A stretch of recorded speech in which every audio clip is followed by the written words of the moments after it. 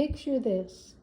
I need a doghouse for the puppy, and the one I like online is almost $200 and only guaranteed for 6 months.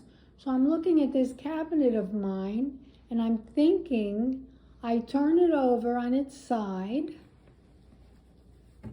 and I leave this open. Remember, it's on its side, so this would be touching the ground and this would be like a ramp, and it would be the perfect doghouse. I don't use the thing anyway. It has a top which you could cut on like butcher block. And also, I take out the screws of these hinges, and this is part of the butcher block to, make, roll dough on or cutting board. So then I can take this and bring it to the kitchen anytime I want and use for a very large cutting board. And I guarantee you this thing would last more than 6 months. It would last like, 10 years?